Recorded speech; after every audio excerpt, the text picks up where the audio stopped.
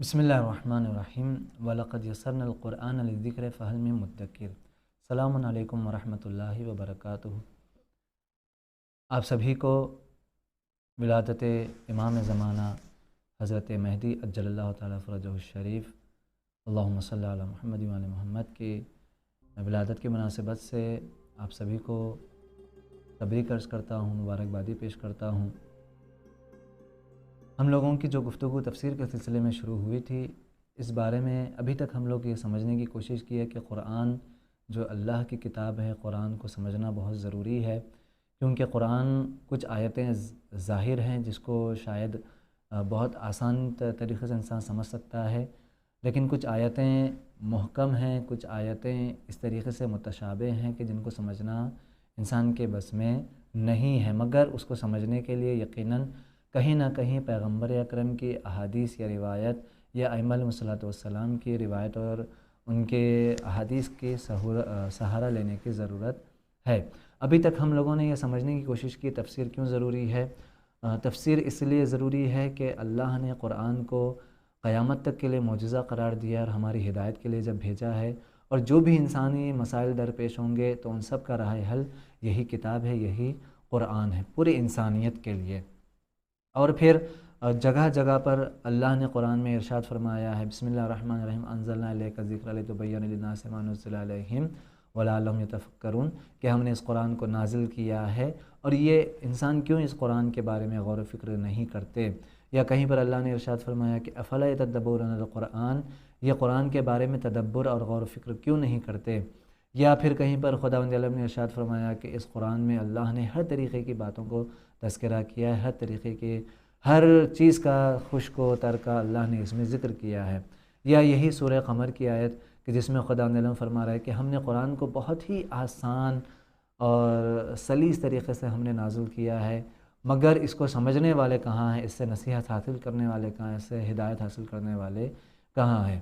تو قرآن خود ہمیں سمجھنے کی دعوت دے رہا ہے، اور امام علی علیہ الصلوۃ والسلام ارشاد فرماتے ہیں کہ ان القرآن ظاہرہ انیق و باطنہ عمیق، کہ قرآن کا ظاہر تو بہت اچھا ہے، بہت خوبصورت ہے، لیکن اس کا باطن جو اس کے اندر پوشیدہ ہے، اس کے راز بہت گہرائی ہیں، اور اسے ہر کوئی سمجھ نہیں سکتا، اور اس کے عجائب و غرائب اس کے اندر ہیں کہ وہ کبھی بھی ختم ہونے والے اور اس کی تہ تک پہنچنے والا کوئی بھی اس کی تہ تک نہیں پہنچ سکتا ہے۔ جس طریقے سے میں نے اس سے پہلے بھی مثال دیا کہ کہکشاں یا گیلیکسی میں آج تک دنیا یا سائنس یا ناسا یہ نہیں کہہ سکتی کہ ہم اینڈ پر پہنچ گئے ہیں، بلکہ روزانہ کہیں نہ کہیں کوئی نہ کوئی سیارہ سامنے آتا ہے، کہیں نہ کہیں کوئی کہکشاں ہمارے سامنے آتا ہے۔ ویسے ہی ہمارے علماء، ہمارے مفسرین یہ کہتے ہیں کہ آج یہ ایک نئی بات ہمیں قرآن سے سمجھ میں آئی ہے، یہ آیت کا مفہوم ہمارے سامنے واضح ہوا ہے۔ لہٰذا قرآن تفسیر کی ضرورت اس لیے ہے کیونکہ قرآن 1400 سال پہلے نازل ہوا ہے، اس زمانے میں بھی لوگ نہیں سمجھ پائے تھے بہت ساری آیتوں کو، تو ہم جو کہ اس مدت میں آئے ہیں کہ جو تقریباً 1400 سال ہوا ہے، تو ہم کہاں سے سمجھیں گے کہ جو ہماری خود قرآن یا عربی ہماری زبان نہیں ہے، تو قرآن کی تفسیر ہم سب پر جاننا ضروری ہے۔ یہ بات ابھی تک ہم لوگوں نے اسے سمجھنے کی کوشش کی۔ آج جس بارے میں ہم لوگ گفتگو کریں گے وہ ہے مفسر کے بارے میں، کہ مفسر کسے کہتے ہیں، ہم کس کی تفسیر پڑھیں، سب سے پہلے تفسیر کس نے کیا، اور کس کی تفسیر ہمیں سمجھنا چاہیے، پڑھنا چاہیے یا سیکھنا چاہیے یا سننا چاہیے۔ سب سے پہلے جب ہم تاریخ کے گوشے میں جاتے ہیں تو ہمیں سمجھ میں آتا ہے تاریخی اعتبار سے، ہسٹری کے اعتبار سے، کہ خود پیغمبر کے زمانے میں اصحاب اور صحابہ کو تفسیر کی ضرورت محسوس ہو رہی تھی، اور بار بار پیغمبر سے آ کر پوچھا کرتے تھے کہ یا رسول اللہ اس آیت کا مطلب کیا ہے، اس لفظ کا مطلب کیا ہے، اللہ یہاں پر کیا فرمانا چاہ رہا ہے، کیا قرآن یہاں پر ہمیں سمجھانا چاہ رہا ہے۔ تو خود اس زمانے میں صحابہ کو تفسیر کی ضرورت تھی اور پیغمبر سے آ کر پوچھا کرتے تھے۔ اس بارے میں بہت سارے ہمارے پاس روایتیں موجود ہیں۔ ایک بات کہ خود اس زمانے میں صحابہ کو تفسیر کی ضرورت تھی، اور پیغمبر روایت کے ذریعے سے اسے یا اپنے باتوں کے ذریعے سے اسے آپ بہتر طریقے سے اسے آپ بیان کر دیتے۔ لہٰذا یہ سوال کہ خود تفسیر کا دور کہاں سے شروع ہوا اور کس کے زمانے سے تفسیر شروع ہوئی، تو خود پیغمبر اکرم کے زمانے سے سلسلہ شروع ہوا۔ اب سوال یہ پیدا ہوتا ہے کہ سب سے پہلا مفسر کون ہے تاریخ اسلام کا؟ تو جب ہم تاریخ اسلام کی طرف غور کرتے ہیں تو ہمیں سمجھ میں آتا ہے کہ تاریخ اسلام کے سب سے پہلے مفسر حضرت علی ابن ابی طالب علیہ الصلوۃ والسلام ہیں۔ اور اسے خود جسے ہم تاریخ کے جب غور کرتے ہیں تو آج جو ایک عام طور سے ایک اعتراض کیا جاتا ہے کہ شیعوں کا قرآن الگ ہے یا وہ شیعوں کا قرآن امام مہدی کے پاس ہے، تو یہ جو افواہ اٹھی کہاں سے اٹھی، یہ اعتراض یا یہ جو الزام آیا کہاں سے آیا؟ دراصل اگر ہم تاریخ کے گوشے میں جاتے ہیں اور تاریخ میں جا کر معلوم کرتے ہیں کہ بعد پیغمبر، بعد حضور صلی اللہ علیہ وسلم، مولا کائنات حضرت علی نے یہ آپ نے عہد کیا کہ میں جب تک قرآن کو اس کے ترتیب کے ساتھ جمع نہ کر لوں، اس کے شان نزول کے ساتھ جمع نہ کر لوں، محکم آیتیں کون سی ہے، متشابہ آیتیں کون سی ہے، ناسخ آیتیں کون سی ہے، منسوخ آیتیں کون سی ہے، میں اس وقت تک گھر سے نہیں نکلوں گا، جیسا کہ تاریخ میں یہ چیز موجود ہے۔ اور پھر آپ نے قرآن جمع کرنا شروع کیا، اور جب آپ نے قرآن جمع کیا اور آپ اس زمانے میں اس دور کے خلیفہ کے پاس لے کر بھی آئے، لیکن تاریخ میں یہ موجود ہے کہ آپ کا وہ قرآن نہیں لیا گیا۔ ایسا نہیں کہ کوئی دوسرا قرآن تھا، یہی قرآن تھا، لیکن جیسا کہ سبھی مانتے ہیں، عالم اسلام کے سارے علماء مانتے ہیں کہ یہ جو ابھی قرآن موجود ہے اس میں مکی سورہ ہے لیکن اس میں آیتیں مدینے کی آئی ہیں، مدنی سورہ ہے لیکن اس میں آیتیں مکی آئی ہیں، کچھ آیتیں جو مکے میں نازل ہوئی ہیں وہ مدینے والے سورے میں آئی ہیں، یا جو آیتیں مدینے میں نازل ہوئی تھی وہ مکے کے سورے میں آئی ہیں، تو یہ تو سبھی مانتے ہیں۔ لیکن مولا کائنات نے، حضرت علی نے یہ کیا تھا کہ آپ نے ترتیب کے ساتھ سوروں کو جمع کیا، آیتوں کو جمع کیا، ورنہ اگر اس کے اعتبار سے دیکھا جائے تو قرآن کی سب سے پہلی آیت ہے اقرا،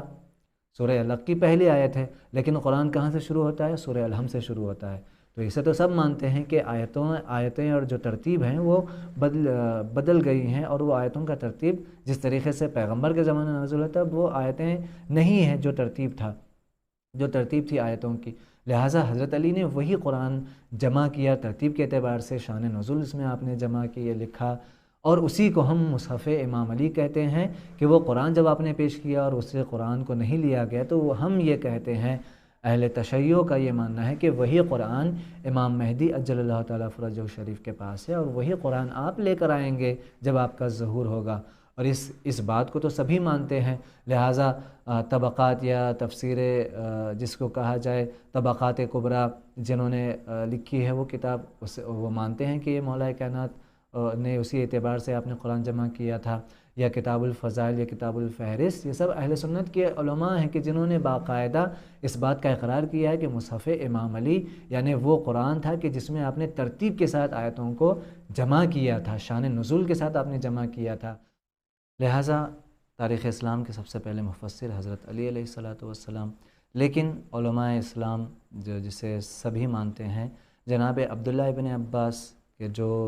عام طور پر اہل سنت حضرات بھی ساری اپنی تفسیر کی روایتیں یا تفسیر کے جو بھی حوالے ہیں جناب عبداللہ ابن عباس سے ہی لیتے ہیں، اور تاریخ جانتی ہے، سبھی مانتے ہیں کہ عبداللہ ابن عباس کس کے شاگرد ہیں؟ حضرت علی علیہ الصلوۃ والسلام کے شاگرد ہیں، یا جس کو کہا جائے مفسروں میں جناب عبداللہ ابن عباس کے بعد جو نام آتا ہے جناب جابر ابن عبداللہ انصاری، اور ابی ابن کعب کا نام آتا ہے، میثم تمار کا نام آتا ہے۔ بہرحال یہ ایک سلسلہ شروع ہوا، پھر اس کے بعد 150 قمری ہجری میں پھر قنادہ بن جبیر کہ جو پھر جناب عبداللہ ابن عباس کے ہی شاگرد ہیں، یعنی سلسلہ اگر دیکھا جائے خود صحابہ کے دوران یا خلافت کے دوران یا اس کے بعد بنی امیہ بنی عباس کے دوران جو تفسیروں کا جو سلسلہ شروع ہوا، ان سب کی انتہا عبداللہ ابن عباس پر ہوتی ہے، اور سب جانتے ہیں کہ عبداللہ ابن عباس حضرت علی کے شاگرد ہیں،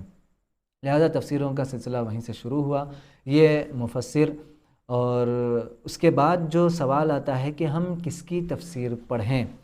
تو ایسے تو اس سے پہلے بھی عرض ہوا تھا کہ تفسیریں الگ الگ موضوعات سے علماء کرتے ہیں، خود اہل سنت حضرات کے یہاں بھی بہت ساری مشہور تفسیریں ہیں، تفسیر در منصور ہے، تفسیر کشاف ہے، تفسیر زمخشری ہے،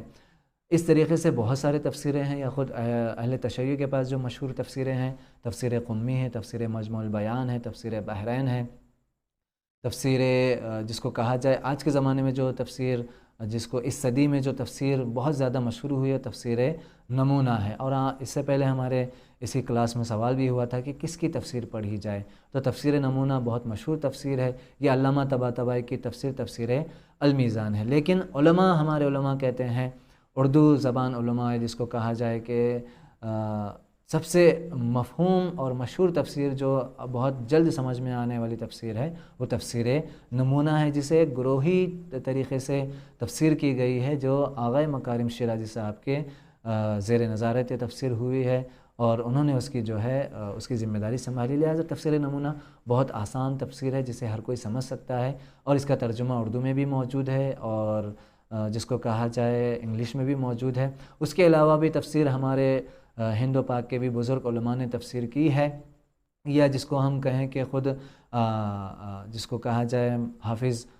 مترجم مولانا فرمان علی صاحب نے بھی تفسیر نہیں کی، البتہ ضمیمہ یا انہوں نے حاشیہ لگایا ہے، جس کو ہم تفسیر روائی کا نام دے سکتے ہیں۔ جگہ جگہ پر آپ نے کچھ آیتوں کے جو ہے آپ نے کہیں پر کوئی روایت بیان کر دی، یا کہیں پر آپ نے کوئی ترجمہ بیان کر دی، یا کوئی باریکی آپ نے بیان کر دی، یا پھر پاکستان کے بھی بہت سارے علماء نے تفسیریں کی ہیں۔ تفسیر الکوثر ہے جسے علامہ نجفی صاحب نے کی ہے، یا عمدۃ البیان تفسیر ہے، یا اور بھی دیگر تفاسیر ہیں۔ لیکن ہمارا یہی کہنا ہے کہ جہاں پر عام طور پر یہ حقیر بھی انہی تفاسیر کو آپ لوگوں کے سامنے پیش کرے گا، اسی تفسیر نمونہ یا تفسیر نور آغا قراتی، ان تمام تفاسیر کا ہی خلاصہ آپ لوگوں کے سامنے پیش کرنے کی انشاءاللہ کوشش کی جائے گی۔ اس کے علاوہ اگر تفاسیر کا تعارف اگر آپ جاننا چاہ رہے ہیں تو ہمارے ایک عزیز دوست ہیں جو حافظ بھی ہیں، مولانا غلام علی صاحب کے، جنہوں نے تمام شیعہ تفاسیر کا تعارف کیا ہے، اور ان کی لنک اللہ آپ کے اسی ویڈیو میں بیان کر دیں گے۔ فی الحال آپ لوگوں سے رخصت چاہتے ہیں۔ والسلام علیکم ورحمۃ اللہ وبرکاتہ۔